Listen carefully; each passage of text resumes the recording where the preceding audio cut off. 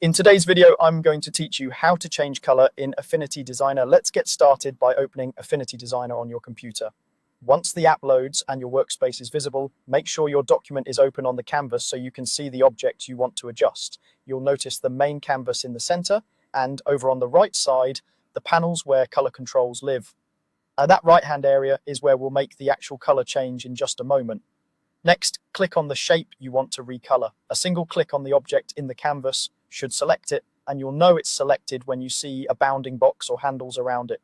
If you prefer working from the Layers panel, you can click the corresponding layer there to select the same shape. If you accidentally pick the wrong thing, simply click on an empty area to deselect and try again. For a clean selection, make sure you're using the Move tool so your click targets the whole object rather than a node or curve segment. Take a second to confirm you've got exactly the item you want before you change its appearance. With your shape selected, look to the right side of the interface and choose a color. In the Color Studio, you'll see controls for fill and stroke. Click the fill swatch to make sure you're adjusting the interior color of the shape.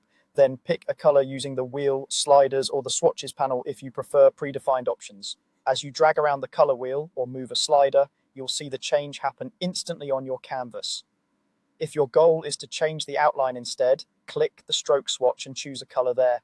You can also toggle between different color models, such as HSL, RGB, or CMYK, depending on whether you're designing for screen or print, and type in an exact value if you need a precise match. If you want to match another color already in your artwork, the eyedropper tool is handy for sampling right from the canvas. That's all there is to it.